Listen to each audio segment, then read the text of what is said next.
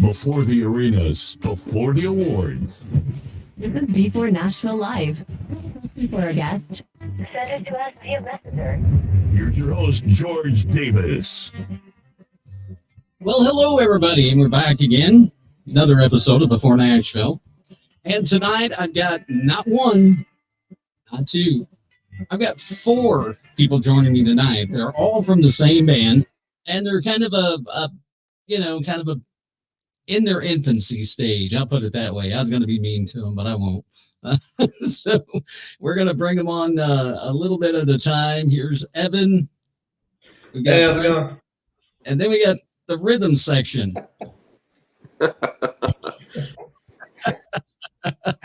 Which is, that's great. Which that is, let's see here, Josh and Adam, right? That's right.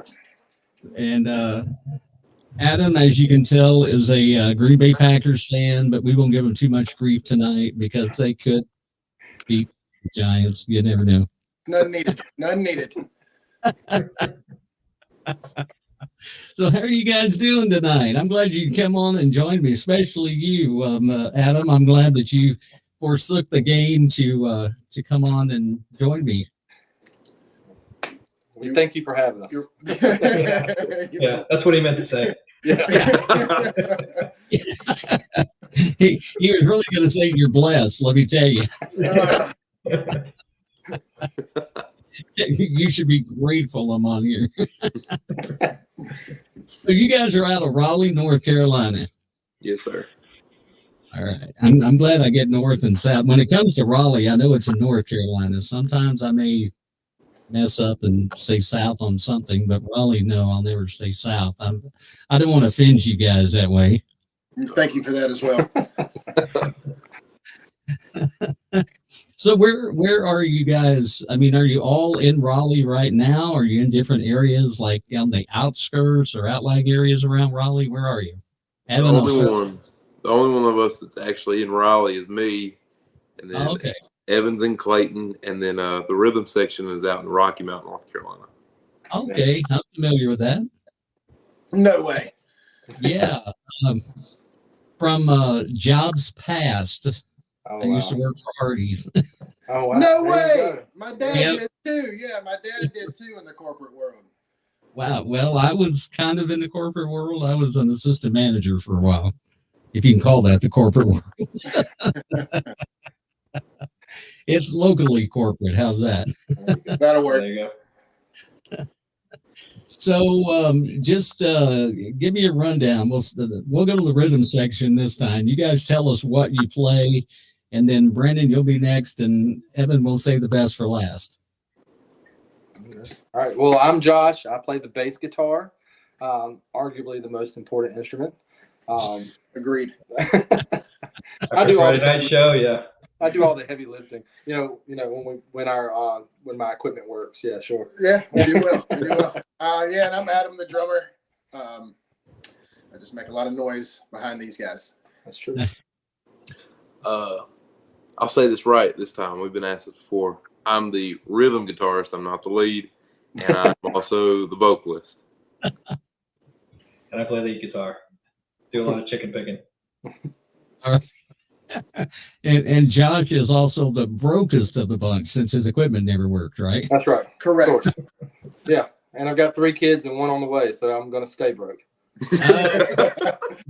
for the foreseeable future. You got a long time before you pull back up by your bootstraps, buddy. That's right. Pray for me. I've got 3, a bonus daughter, and 6 grandkids. So. Oh wow, there you go. Well, I ain't gonna complain no more then. And Christmas around the corner, and we've already mortgaged the house twice just for 2023.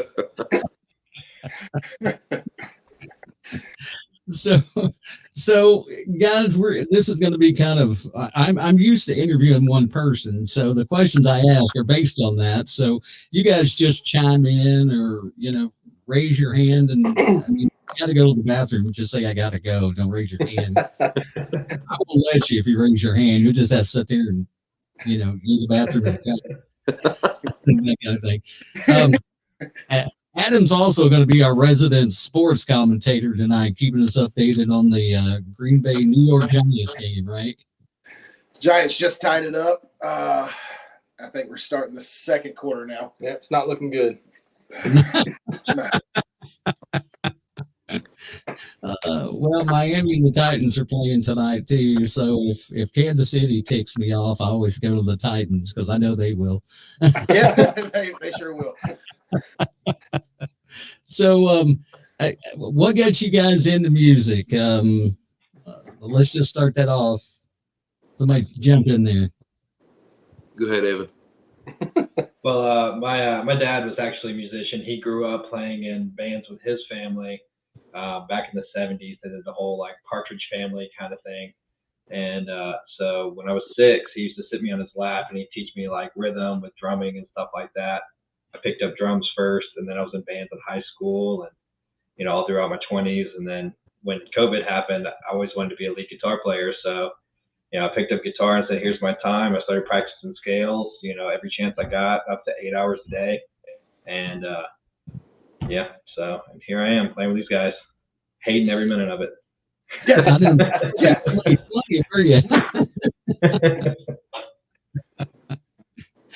Having that kind of time. Brandon, we'll go to you now. My mom's whole side of the family and my dad's whole side of the family come out of the Appalachian Mountains, Southwest Virginia. So we grew up on bluegrass and old gospel music, and it kind of skipped a generation. None of my parents, none of their cousins play, but I'm the only grandchild out of the whole mix that plays music. I taught myself when I was 11, and I've always sang music, and it kind of just took off from there. And then I guess I just got, luckily for me and probably unluckily for these guys, I met Adam where you find most old people on Facebook. I hate you. And yeah, we got a good thing going, and that's basically where we're at now. Well, Adam, at least he didn't say the old folks home. Yeah, we're close. A few more years. We're close. Give me a few. Give me a few. But no, funny enough, like Evan said, he wanted to be a lead guitarist. During COVID, he picked it up. I literally picked drums up the start of COVID. I was playing a lot of golf and I needed a new hobby. So I said, well, I'll just learn to play drums. So I put it in my ears, learned the steps. I guess just figured it out. And then I had to tell these guys, except for this one, he's known me a little bit longer than the other two. I had to tell these other two, yeah, I've been playing drums for a while. And I've been playing for about, a year and a half when we got together. I don't even think it was a year at that point. Yeah. So he fooled me though. I had no idea. I'm fresh. Well, my story is very similar to Evan's, actually. I'm from a very musical family. My dad played guitar when I was very young, and I've got a brother who's a really good guitar player also. So, you know, I kind of started at with the drum set when I was like 7 years old, and picked up the bass when I was about 8. And that was all she wrote. I've been playing the bass, you know, in churches and multiple bands and stuff for the better part of 25 years now. So it's been, you know, a journey, and hopefully one that'll continue. And Josh hated country music when he got into this. I wasn't listening to the right country music. That's a different story right there. Yeah, it's weird. None of us were really listening to none of us grew up on country music except for Brennan and I guess when I went to my grandma's. Yeah. And we all came from a different genre of music, and it formed. Yeah, what we have. Yeah, what we have now. It's kind of unique cool. style. Yeah, it's kind of cool. I was in a punk band before I joined these guys, so. Yeah, that's right. I've been there too. High five. So, do you guys listen to country music now? Have you gotten to like it? Oh yeah. Oh yeah. Oh yeah. Absolutely. But they love it now. Oh yeah. Correct me if I'm wrong, but y'all two. No, It's all I listen to. It's all I listen to now. Yeah. It's kind of like what Josh said. He, you know, the more the modern pop country. Neither of these guys liked, but then like the Turnpike Troubadours, Sturgill Simpson, Tyler Childers, that kind of stuff started rolling around, and they're both ridiculous. And I'm only going to say this once, and it's going to be like on camera. They're both freakishly talented musicians. So when they picked it up, and Josh takes the most boring bass lines and makes them just pop, and makes you want to like bob your head to it. I don't know how he does it. And then gives a different feel to like country bass lines. It's not just the same like two-step boring, walk that you hear. He gets feet moving, and then Evan. He's really lame. We Yeah, love Put him back in his place. but Evan completely went, like he said, completely transitioned genres, learned a whole nother style of playing guitar, and then I was just kind of along for the ride. So it was all new to them, but I was listening to everybody play for the first time, and I was like, wow, these guys are good. I got to catch up. And then Adam's been drumming for a year. Evan just now learned how to do the chicken picking thing, and Josh has never even liked country music before. So I don't know. I also took a deep dive on like artists that I grew up with, like Merle Haggard and stuff like that. And you hear the songs on the radio that have been played out, but if you deep dive into like different songs, it's just really good, deep storytelling songs in there that I'd never heard. So I fell in love with that. That's right. There we go. You were finishing. You were talking about things when you dive into them, Evan, and then for some reason we cut out.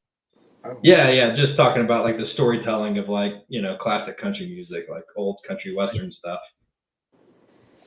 So I'm going to start with Josh on this one, since he was not really, and then I'll work my way up to Evan. But who are some of the influences that you've had in your music?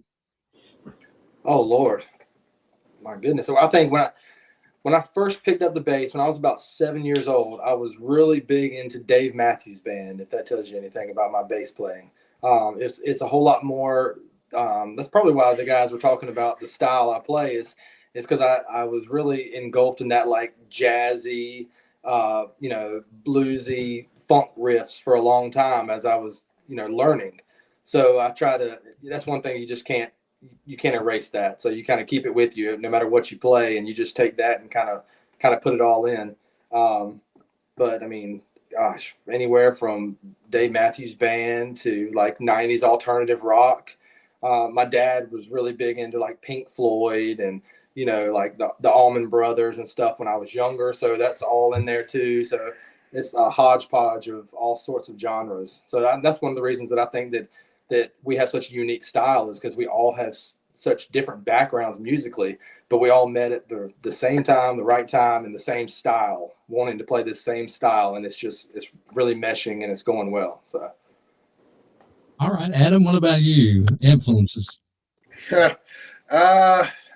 the guys like to give me a little bit of grief for my influences. I mean, my favorite band of all time would be the Allman Brothers, and then coming in a close second is the All Grateful Dead, and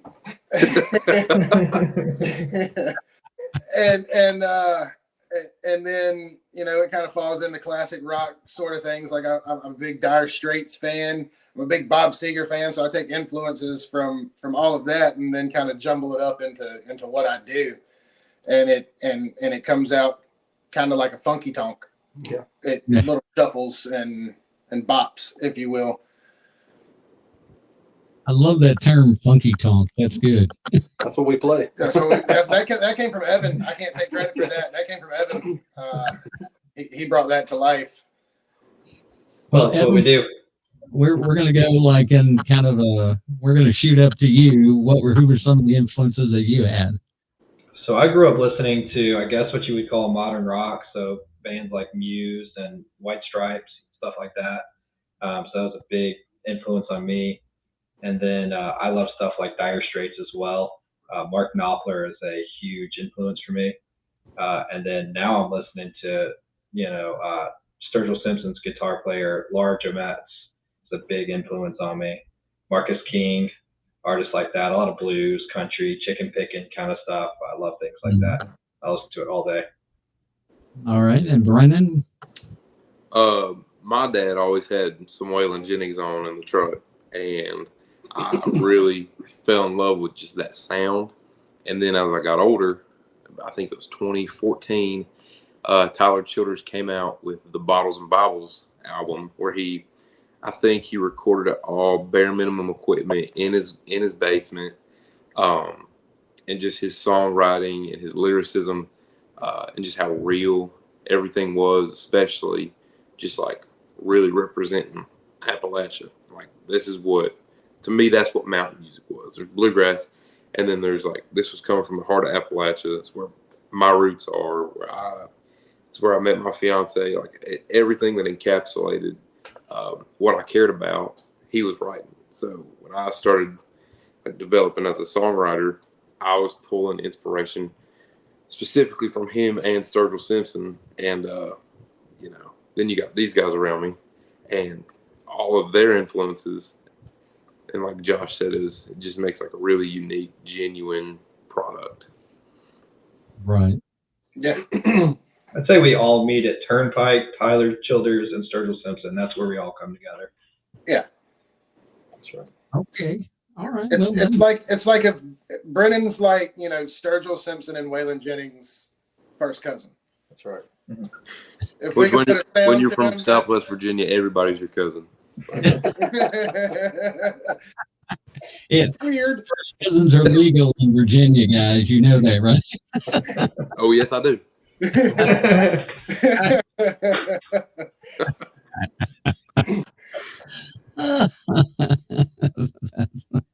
that ain't even right.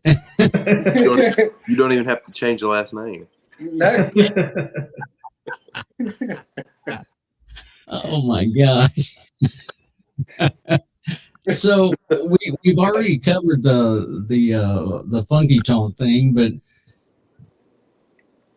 it kind of explain that and how your music is unique in that people want to come out and hear you guys.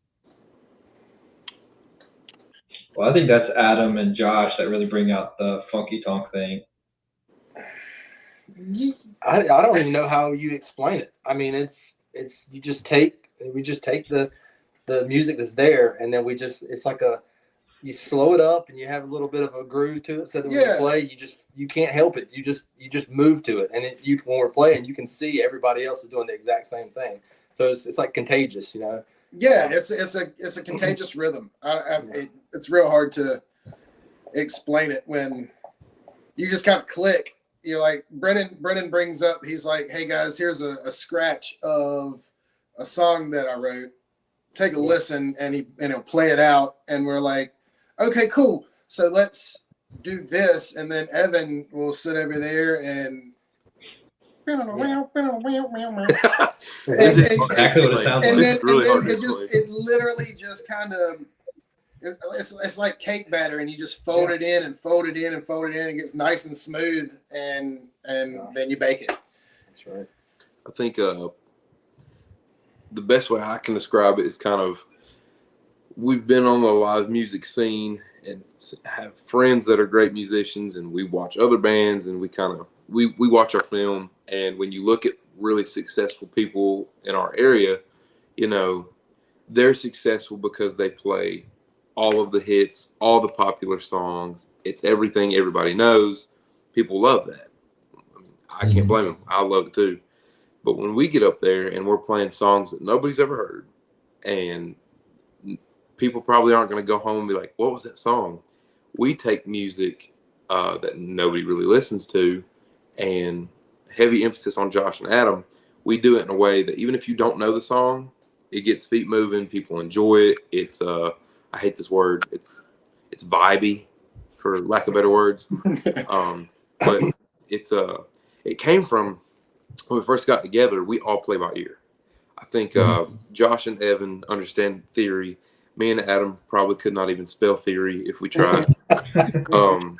But it came from a place of not practicing as much as we probably should, and then improvising. And then it was just like, okay, I actually like how this sounds better. And we just have rolled with that for almost 2 years now. And it's worked out for us. It also comes from a spot of somebody would come up at a show and be like, Brennan, can you play this? And he'd be like, sure. And just start playing it. We're not just going to stand there.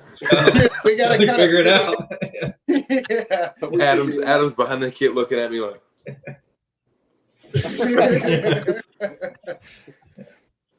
I don't know, but I'll make it up. Maybe nobody Yeah, noticed. we'll figure it out. We'll figure it out. So you guys do some songwriting as well. So I got a songwriter question for you. What is the one song, and this is another one of those to each of you, what's the one song that you've said to yourself, man, why didn't I write that song? Man, that's a good question. I think I'd say Tattoos by Tyler Childers. I can't speak for them. That's one. That's one. Man, that's a great question. Nothing Grateful Dead. I wasn't going that way. I was going I don't know, man. That's one song I wish I could have written. The first thing that comes to my mind is Gin Smoking Lies from Turnpike. Probably lyrically, for me, a song that, I mean, I'm not a lyricist per se, but always catches me and I go, man, it's probably one of the greatest sets of lyrics I've ever heard, is Voices by Sturgill Simpson. That's a good one. Mm-hmm. I'm going to go old school Dave Matthews. I'm going to say Crash Into Me. That's just, can't help it, man. That's solid. Good song.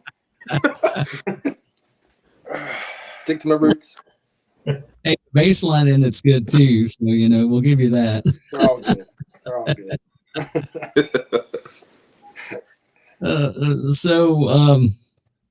I'll just single one of you out on this one. Let's go with Evan on this. If you could go out tomorrow on the road with two bands, who would it be? Two bands like throughout history, any pick? Yeah, any two bands. It'd probably be Sturgill Simpson, and I'd probably say Tyler Childers and Sturgill Simpson. I think that would be, incredible, life-changing for me. That'd be a show right there. Yeah. Anybody have another they want to add to it, or you guys all good with that? Oh, I think going and playing with Zach Bryan would be outstanding. That'd be fun. Mm-hmm. I'm going on the road with Queen. Take me back a few decades. I'm going out with Queen. Oh, yeah. Yeah. Can I change my answer?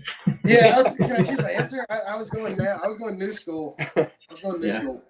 I think it'd be this is not because of the music. I think if you went out on tour with Korn, Oh yeah, that would be insane. Just to be around that'd be crazy.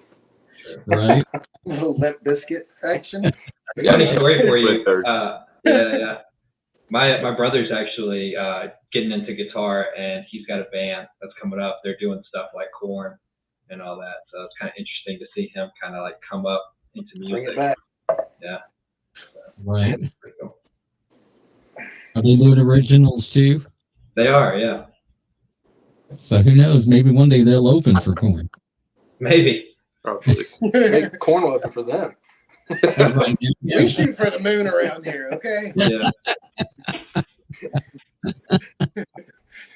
Exactly. All right. Here's a good one. I want you all to answer this one. All right. Most embarrassing stage moment.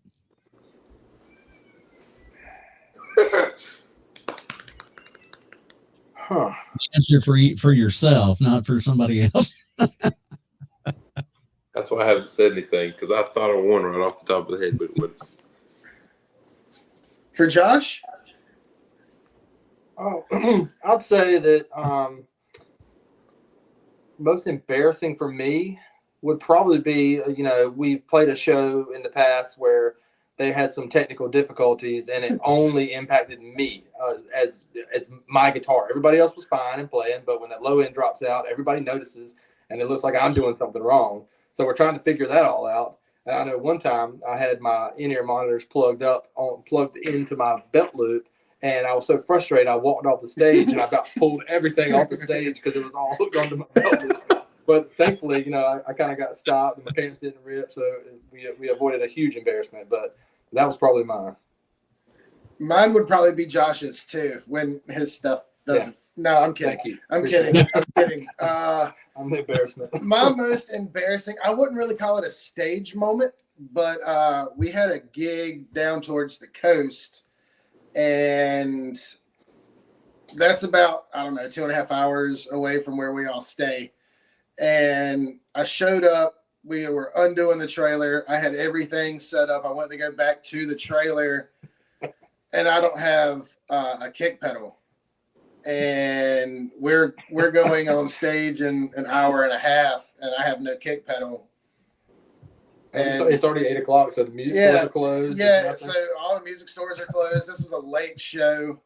Luckily, somebody at the bar that we were playing at was like, "Oh, I know a guy who's a drummer," and he brings me an old Slingerland. It looked like a clamp, and it would just click every time you hit it. And I was so scared all night that I was going to break it. I said, "Josh, just mic this thing as loud as it goes. I'm going to baby this thing all night." We made it through. We persevered. Good deal. Brendan, what you got? This wasn't even with y'all. When I was in Kentucky, I was singing at a school competition, and they did this thing where the judges would pick the song for you that week. I made it to it was the semifinals, and they picked "You're Still the One" by Shania Twain. Beautiful song. And a beautiful song when Shania sings it. So not when I did it. And I remember practicing the whole week, and it was such a difficult song for me to sing because it was so high. I didn't want to play guitar. I was like, I've got to focus on singing. And the first note that I hit, looks like it like voice cracked all the way, and I was like trying to push through. I could see people laughing. I was like sweating. I was like wiping my face. I'm just real glad Shania wasn't there. She probably would have sued me. You were a little late with puberty, weren't you? I've had a beard since I was in 3rd grade. I don't know why. Hey, we're still waiting for him to finish. He's really holding us up. So, all right, Evan, what about you? So my most embarrassing was probably when I was in high school bands, and spinning your guitar was like really cool.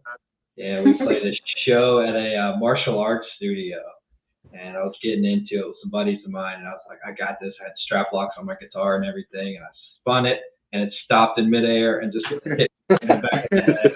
And I was like, I mean, there were probably only like 10 or 15 people there, but it was so embarrassing. Couldn't believe it. Makes the worst noise you ever heard, too. Oh, wow. So if you could go back and give yourself one piece of advice about the journey that you've had in music so far, Brendan, what would that be?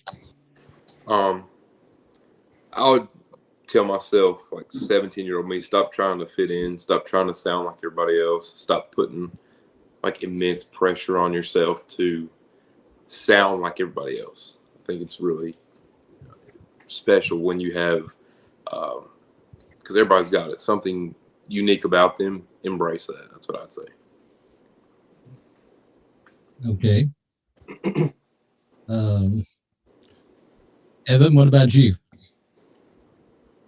That's a hard question. I think if I could go back and tell myself something, it'd be just to practice more.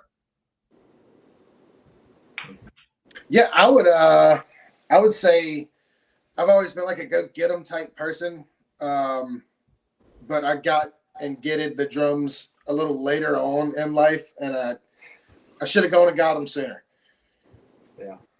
I'd say like what Evan said, practice. Don't just listen to a song and try to learn the song for what it was. Learn why they play it that way, the basics, fundamentals. Yeah. Right. All right. So let's see here. All right, this is going to be one of those the newlywed game type of things. All right. Because I'm going to ask each of you to answer this question for somebody else.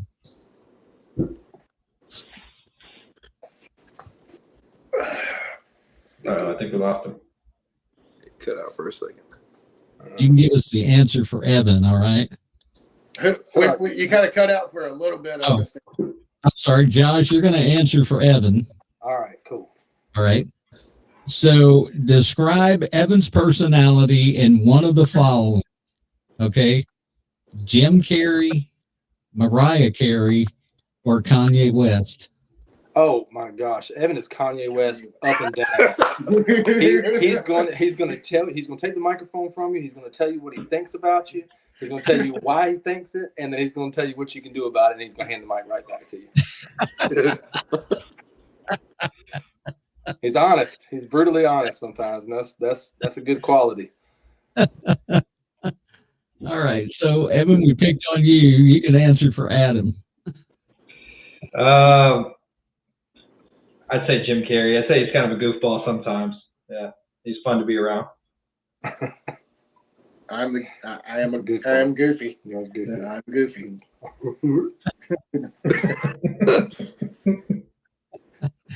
Okay, Adam, what about Brennan? Well, I would go with Mariah Carey. He's not flashy, but he's got presence. You know what I'm saying? He's one of those dudes.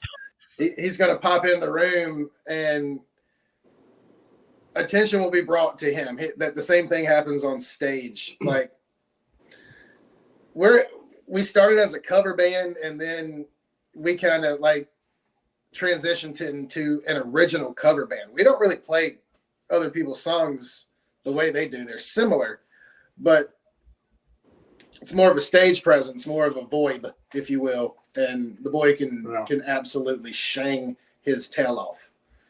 Yeah, if there's not a spotlight in the room, they're gonna build one and point it right. They'll point it at him. I thought you were going to call you a diva, but hey, that works. Well, that's what I was waiting on. 5 million followers on TikTok. 5 million. Devo. Wow. All right. So, Brent, what about Josh? Gosh, definitely not Mariah. He is ugly as can be. But gosh, man, I'd probably go with Jim Carrey. Honestly, Josh is like such a dry sense of humor, and one of those where you're like, are you joking? Are you being funny? Or are you being serious? Like, if you don't know he's funny, he's hurting your feelings. But I have to. But Josh is definitely Jim Carrey. I think he makes a couple of Jim Carrey references, as a matter of fact. I think he's made a couple of those.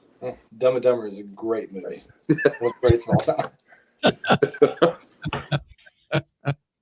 All right. So we got everybody in there, right? Adam, I got you, right? I didn't leave you out. All right. I just want to make sure. I felt like there for a minute I was leaving Adam out, and I don't know why. Well, I'll take other answers. Anybody can answer.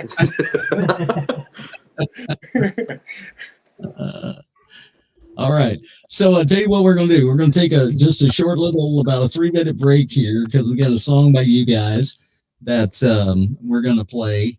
And it's, it's called Whitley County, right? Whitley County Blues. Yes, sir. Yeah, Whitley County Blues. I'm trying to make sure I didn't have that messed up with Wheatley, but it's Whitley County Blues. We'll play that for you guys. Y'all can decide for yourself what you think about it. I mean, I know what you guys think about it, but for those of you listening, you can decide. How's that? And then we'll come back and talk to these fellas some more and find out a little bit more about them. All right. So here's 1789 with Whitley County Blues, song before Nashville.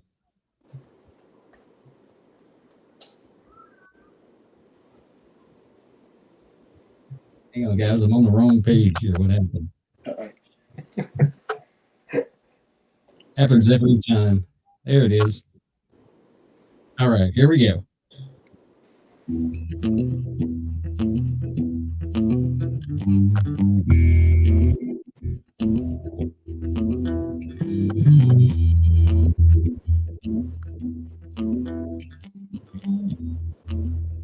place that you hate.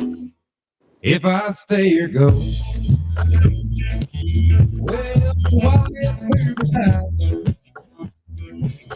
It's been 10 years on the road. I can't get her off my mind. I've ignored my being hard.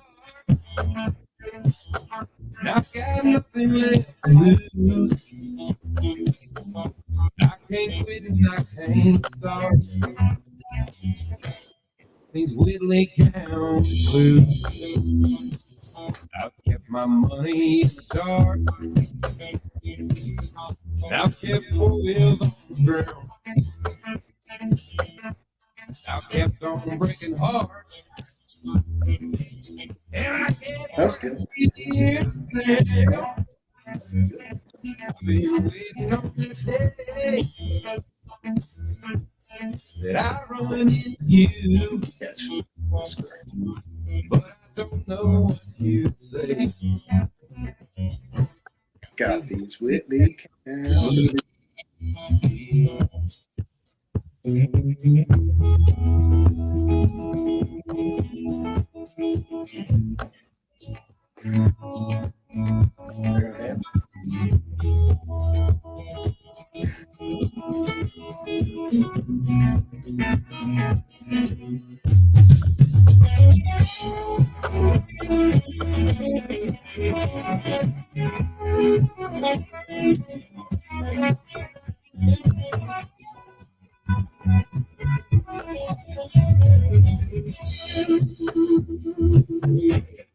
Well, I just crossed state lines, and these mountains feel like home. I've been playing shows for crowds, well, but I still feel alone. Smoke rolls through the trees, I can feel the mountain dew. Should have never let you be. Got these Whitley County blues. I should have never let you be. I've got these Whitley County blues.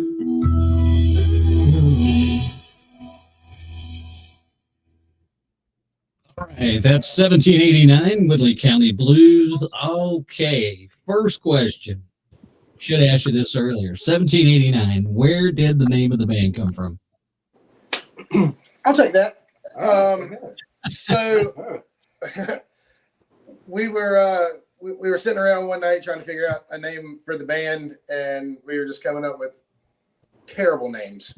And we wanted to kind of incorporate the state that we're in and we're from. And 1789 is the year that North Carolina was ratified as the 12th state. 12th state Constitution. of the Constitution. All right. Well, simple enough. Yeah. We're North Carolina boys. So. I still couldn't. That was a surprise to me what Adam just said. I had no idea. See, we like music. We like history. You know, We're buffs. We're well-rounded. We're just buffs.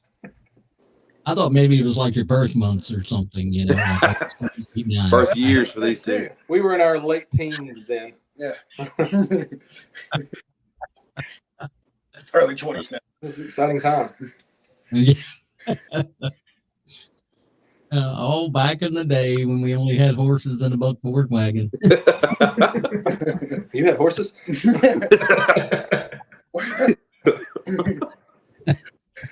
That's what my dad called me and my sister.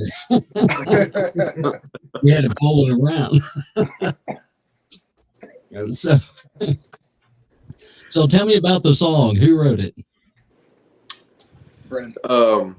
So I wrote that. I played 2 years of college football in Kentucky, not at Kentucky, but if people want to think, I played at Kentucky. Well, details are, I don't know. Tomato. Yeah, same thing. But I went to Kentucky. Told myself I'm not gonna have a girlfriend. I'm gonna play football. I'm gonna put my nose on the grindstone and get it done. And 3 weeks later, I met my now fiance, who is from Harlan County, Kentucky. And I kind of wrote the song from the perspective, well, I left after 2 years. My academics were not holding up, and I had some other issues going on. And the best thing for me, I felt at that moment was, I need to get home. I've got to regroup. I've got to get back and man up a little bit. So she is 2 years older than me. She graduated and was working in Kentucky. And, a month before I decided to leave, I was going to play football in Kentucky, and she was going to teach in Kentucky, and it was going to work out. So I ended up going to North Carolina. She already had the job, and, I left, and we worked it out, and everything was fine. So I kind of wrote this song from the perspective of, what if it wouldn't have played out the way that it did? What if things wouldn't have been okay? And kind of the regret that I'd have. And then it's been 10 years on the road, and I can't get her off my mind. That was a little bit. And then I just crossed state lines. I got a truck as soon as I got a new truck, and I've put probably 80,000 miles on it, and probably 60,000 of it was going back and forth to Harlan, Kentucky. So, I wrote the song from a perspective of, what if things wouldn't have worked out the way they did? Where would I be? And what would my mindset kind of been at that point? Right. All right. He's smarter than he looks. I just hated homework. Could not do homework. And I can't read, so that's a problem. Right, He can't spell either. It's just a bunch of diagrams on his lyric sheet. He says words, and we write them down for him. Oh, okay. Phonetically.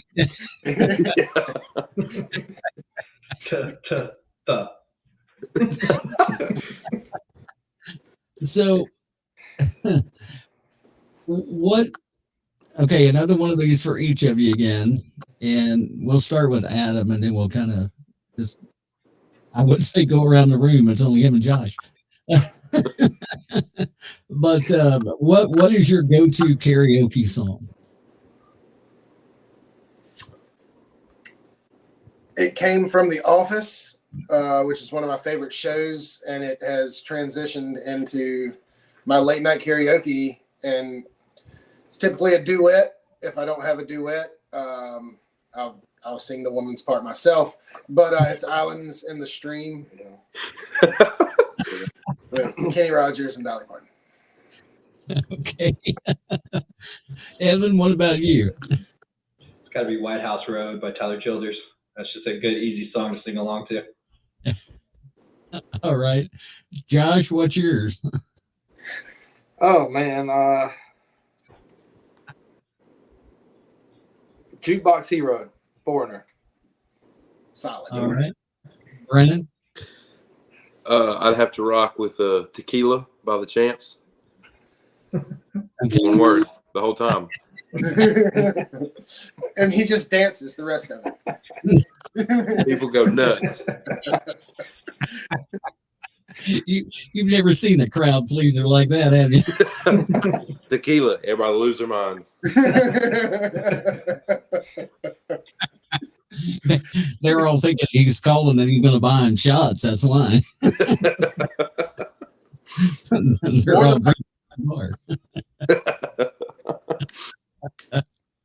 Oh my goodness. So what's the biggest challenge that you guys have faced in building your fan base? Honestly, in our area, I'd say the biggest challenge is finding new places to play. I think the guys will agree with me. We're constantly in communication with a lot of venues and booking agents and all sorts of things, but it's just hard to find new places in this area. And when we do find a new place, a lot of the times the new places are, sometimes 3-4 miles from another place we've already played. So the people who come are, we have a lot of frequenters.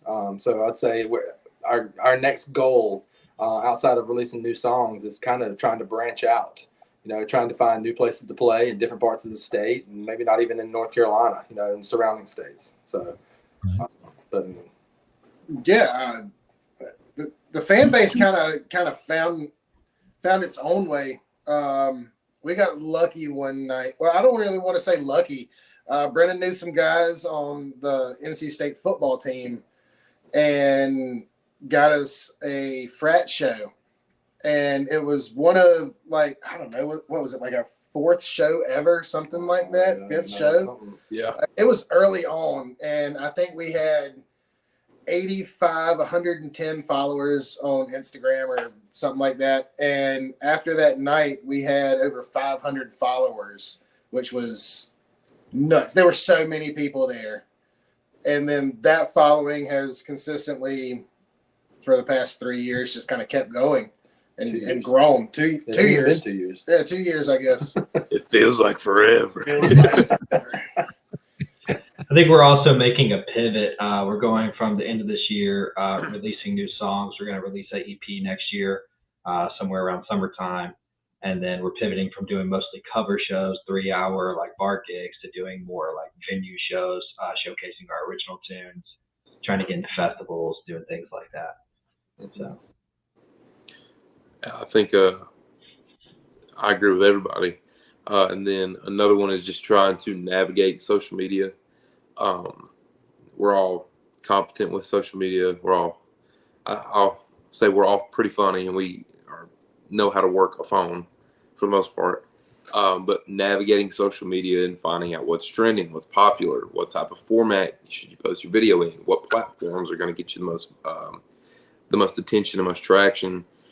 Even breaking things down to the Instagram algorithms and the TikTok algorithms, where, you know, Josh has done research and was like, okay, Tuesday, Wednesday between 9 and 12 o'clock is your window. If you miss that window, you got to wait till Thursday from 3 to 6, and like, it's really intricate. But we've had a lot of good. We've worked really hard at it because that's kind of kept people around.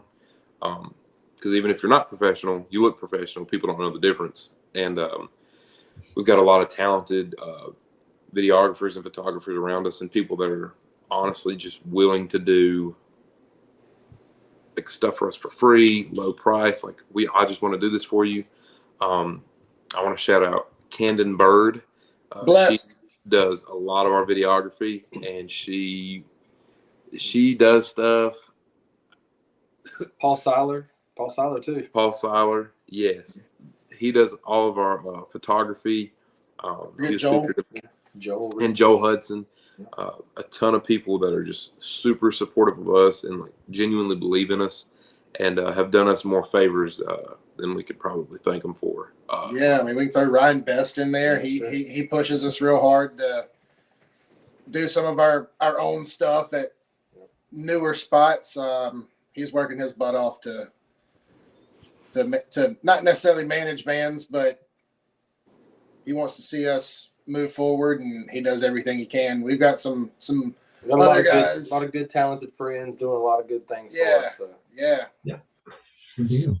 It's easy to network. Mike Allen, I got to shout out my local realtor, Mike Allen. He's given us more private shows and parties than we deserve. Yeah. We appreciate that guy too. Absolutely. So, collectively, if you could collaborate with any artist, if you guys need to huddle up here real quick, you can. I think we all know. Okay. So collectively, if you could collaborate with anybody, who would it be? Are we going to do you want to do a countdown? Because I feel like we're all going to say the same thing. I feel like it's we're one going of to say two something answers. different. It's one of two answers. yeah, it's one of two. That's how I'm feeling. Yeah. I know who I'm going to say. I'm going with PTs. I'm going to say, I wasn't even going to say them. No, but that's good. No. They're good too. Yeah. I was going to go either Tyler or Sturgill. That's what I was Tyler thinking. Childers. Tyler Childers. Yeah. Well, I'd love to write. I was the odd man out. I say Whatever. Sturgill musically, I like Tyler lyrically. So Yes. like if you could I was going to say the opposite. Yeah. But I'd love for Sturgill if Tyler Childers could write us a song and then we take it to Sturgill Simpson and let him produce it. There you go. I'd lose my mind. I could die right there. You know, Sturgill played with Dead and Company there for a little bit this year. Yeah, not as Anyways, best anyways. So how's that game going, Adam? It's halftime. It's halftime. We're up 10-7. Oh, It's the Giants. I might be $100 richer in the morning. Stop. possible. You never know. No, I'm not going to say it. I'm not going to say it. We'll let it go. What band do you guys think is probably lacking, like in their talent compared to their following right now? Present company not included. I don't want you guys to pop out. We got a lot more talent than we do fans. I'm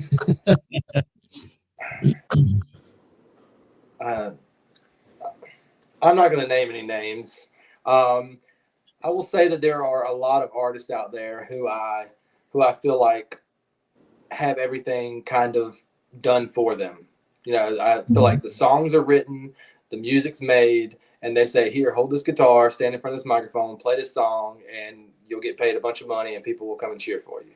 And it seems like it's the easy way, you know, and I don't know how that's, I don't know how you feel fulfilled when you do stuff like that. You know, there's something about creating it from scratch and being responsible for all of it, you know?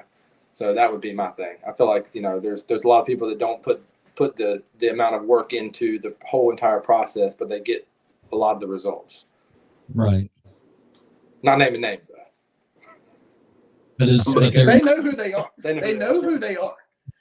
Yeah. And they're probably watching. I hope so. I hope so. Evan can see me chomping at the bit up there. Tell us how you really feel, Brennan. This is a hot take. I don't think Morgan Wallen is as talented as everyone has made him out to be. And I feel like a lot of his attitude towards the people that he is catering to is man, I can't even do it. I just feel like there are much more talented artists who are more genuine and like Josh said, work much harder with significantly less following that are more genuine. That's a hot take. And if that puts me in the doghouse with some people, so be it. Yeah, I mean, I kind of feel the same way, but I mean, I think also, I mean, if you're doing music for money, whatever, I mean, that's the way the world goes. But I think we're trying to do something more authentic and kind of bring back something that's real. And I think there's a lot of artists out there who are really trying to do that and bring that back as well.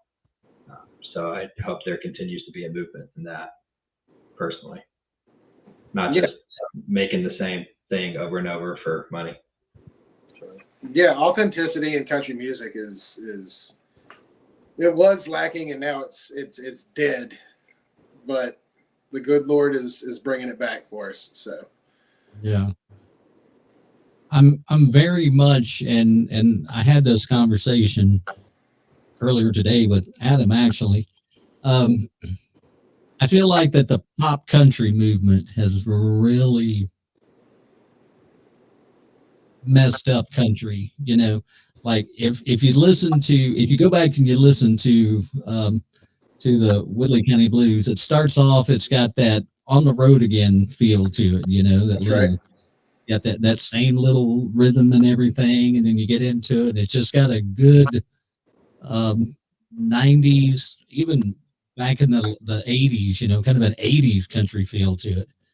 And even before that, I mean, it's just a good country song. Thank you. Yeah, I appreciate that.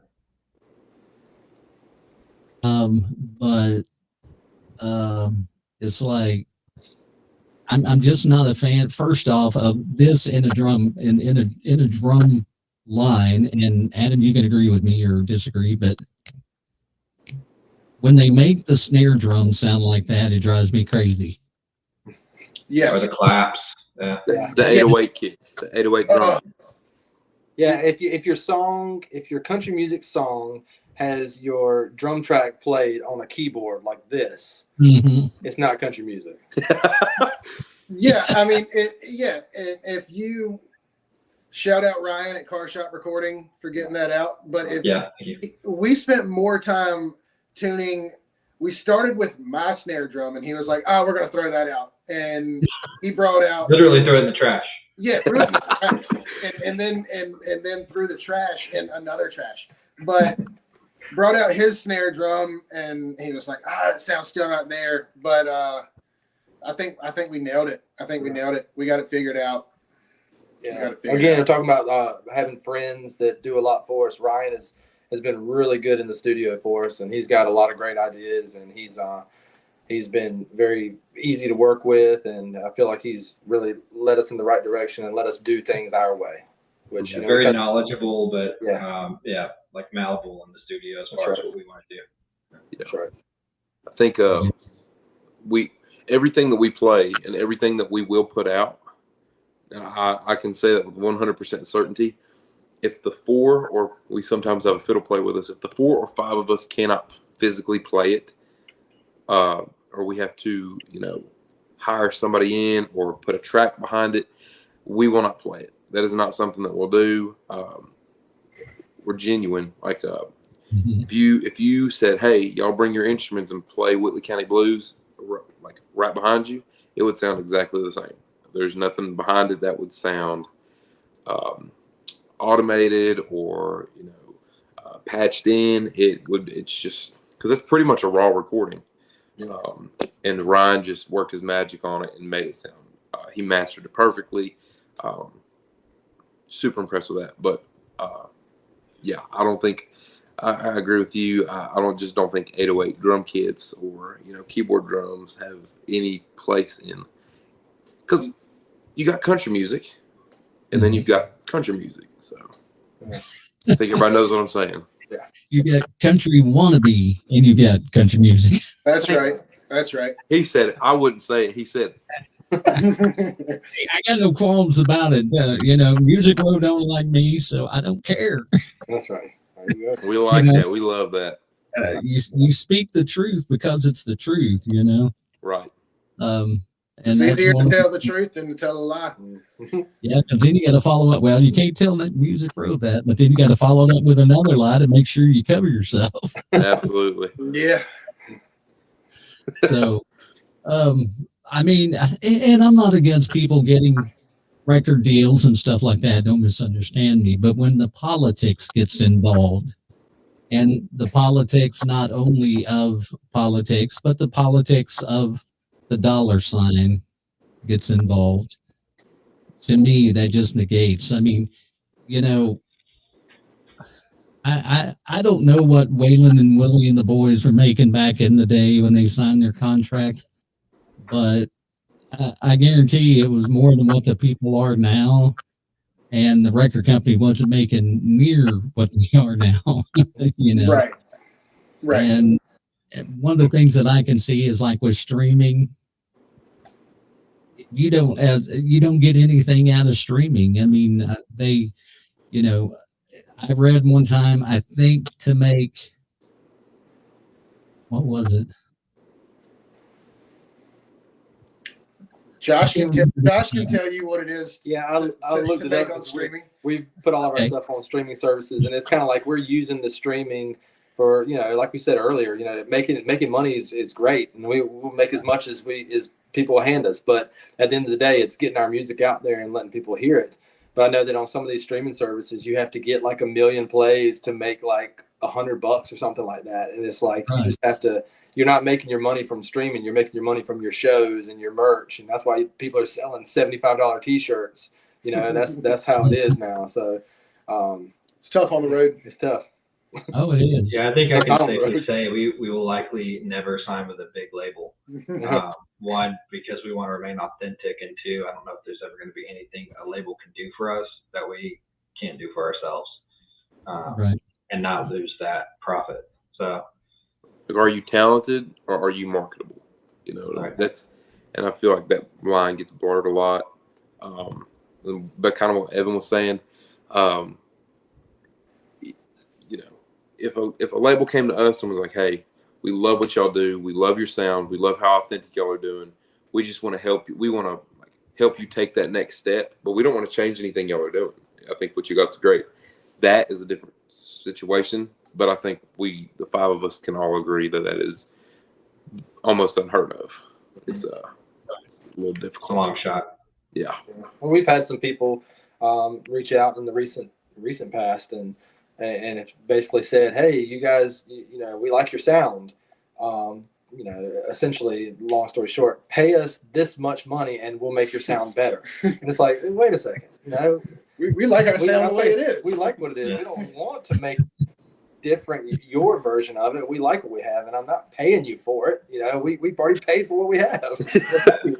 I'd rather pay Ryan his raise than pay you yours to change it. You know. Yeah, and probably end up with something we don't like and will sound like us. Exactly. So it's tough. There's a lot of people out there that are trying to sell you stuff, and you know, you got to kind of keep an eye on it. Wolves in sheep's clothing. Absolutely. Sometimes. Yeah, that's true. They don't even try to hide it. Yeah, they're just wolves. They're like, here, give me money and we'll make you sound good. I won't bite you in the foot. We're going to take your money and we're going to tell you that we're making you sound better, when in reality, no.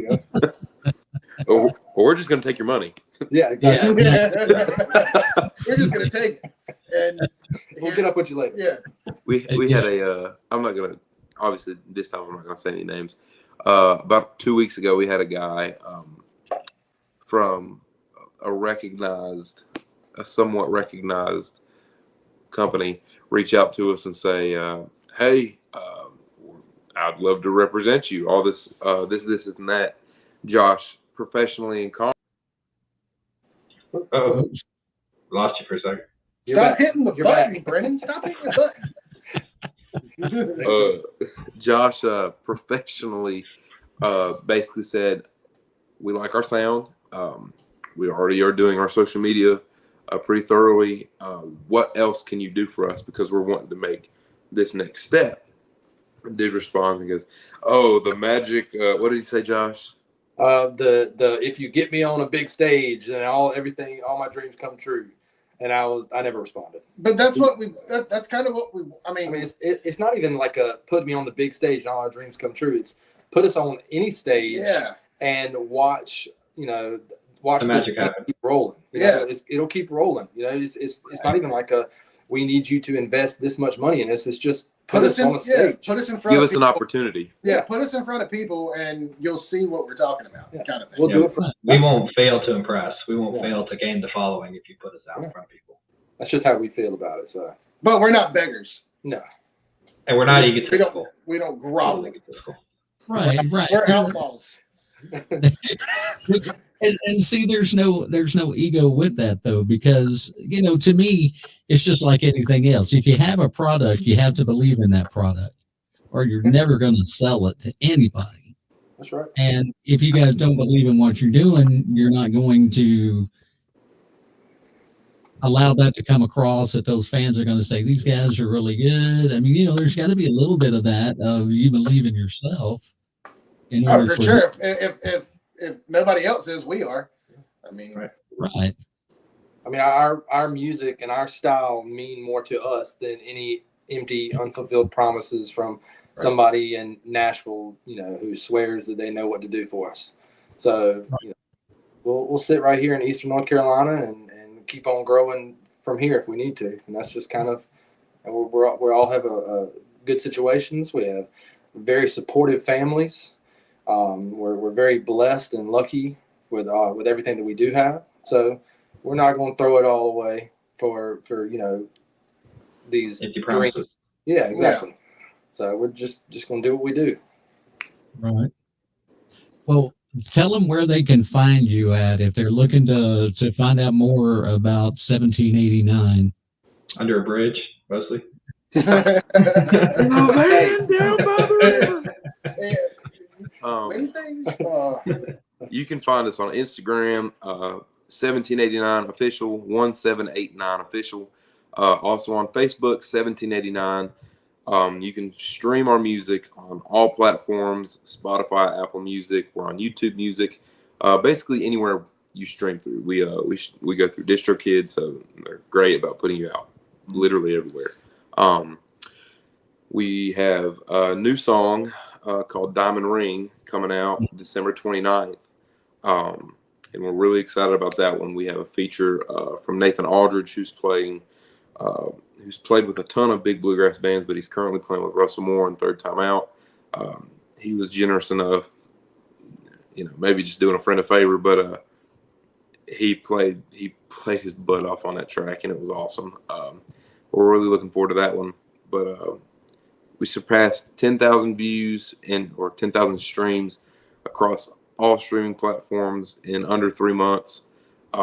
So everybody that has listened, we all just want to say thank you. Definitely, we believe in ourselves, but that was pretty insane. Just how fast and how much support and how much positivity we've gotten back from that. So we really appreciate that. We appreciate you for having us on. This is a great exposure for us. We sure do. Hey, I'm great. I'm great. Yes, you are. I'm grateful for you guys coming on. Let me finish that. It was stopping at great for whatever reason. I don't know. Truth's the truth. That's right. Yeah, right. And, like Brendan was saying, you can find him on Instagram, on Facebook. You're on TikTok too, right? Yes, sir. Occasionally, if you're like me, occasionally. I don't do much on TikTok for whatever reason. But I will say this: the song Whitley County Blues will be on the b4Nashville playlist on Spotify after the show. Thank you. And that kind of boost everything up. So if you like what you heard, then go add them to your playlist or follow them. And then when Diamond Ring comes out, you'll know about it. Are you doing a pre-save on that, or are you just pushing it out there? Yes, sir. So we have a pre-save link in our Facebook and Instagram profiles. Just go to the link underneath all of our professional information. And they're actually in our Instagram, it should say pre-save Diamond Ring here, and it's a link right beneath it. So you click on that, it'll save it to whatever streaming service you use. All right. So just one more time, give us the handles for the social media, especially the Instagram. So Okay. that they can be sure to do that. Instagram is 1789official_, and then Adam, the Facebook, It's 1789. yeah, it's just 1789, and you'll see a picture of 5 ugly dudes standing there, and that's Smile. us. We're also on Spotify, and on our Spotify are our show days. If we catch you guys at a show, come up and tell us how you heard about us, and talk to us and hang out. We'd love to talk to y'all. Good deal. Absolutely. I say that like I'm coming out Friday night to a show. You should. We'll see you there. Yeah. Sure. I'll just hop in the truck and drive on out. Bring one of your guitars. We'll come to you. We'd fly you out, but we'd probably lose our bar tab. You know what that rings Ron White talking about flying on the plane that had to be like the most, All the way to the scene of the crash. You're waiting for the thing to crash, which is about all that flies out of this part of the country anyway. So you're not wrong. And I could probably bring the guitars if Evan wants to set them up. I mean, they're like I say, I don't play them, so none of them. Oh yeah, man. I got you. Yeah, bring them on out. I do. Well, I take that back. No, that's a bad joke. That's a dad joke. I'm not gonna say it. I love dad jokes. Give it to us. That's all I got. Okay, all right. Well, I do play solos. Solo, you can't hear me. Well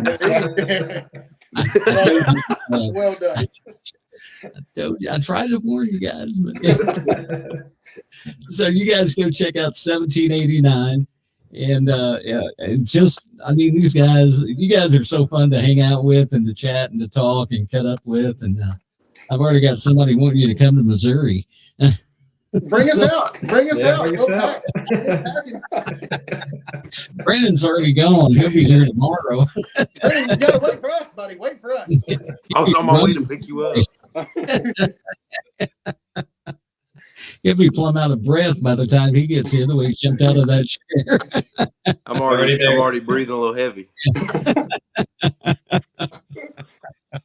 Oh, but yeah, we'll have to look into that, see what we can come up with by getting you guys out here. I'd love to get y'all out to Missouri and see what we can do and what y'all can do. And I already know what you can do. I've already heard the music. Well, Stephen Ray is another big influence on us. We hailing from Branson.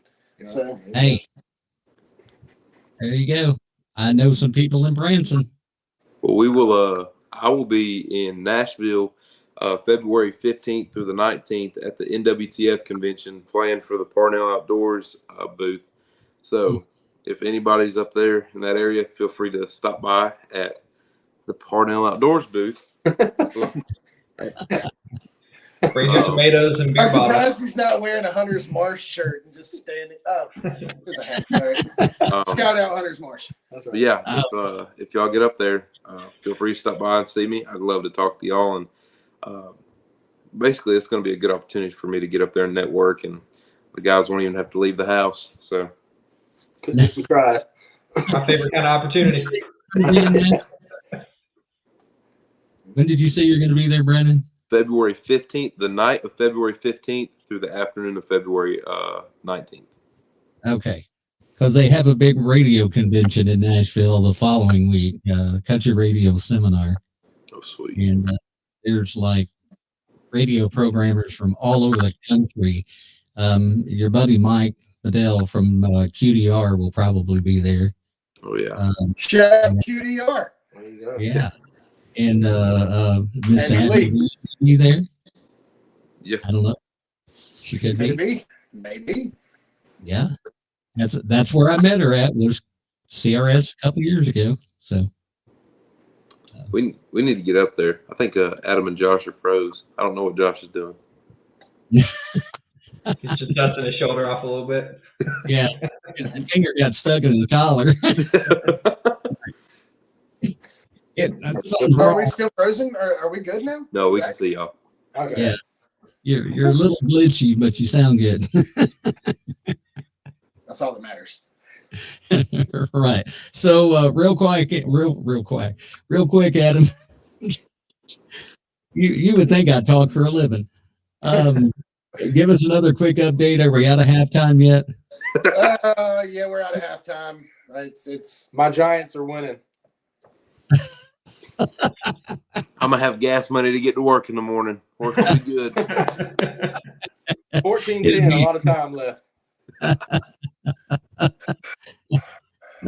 Adam's looking like, I am not putting this money out. Apparently you guys wagered on the game. Yeah. we wagered on the season, and I have one more loss that I can take. No, I don't have any more No, losses. you got to take. win out. I have to win out, or I owe Brennan $100. Yeah, he was Brennan- talking a lot of trash at the beginning of the season. Yeah, Yeah. Brennan's been Like game quiet 2, lately. he was like, Green Bay's going all the way.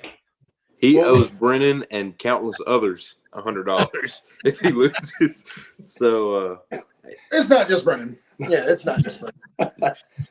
It might be hard for him to get to work over the next few days. He may have a day or two. It's a good thing. Yeah, it's a good thing I work from home.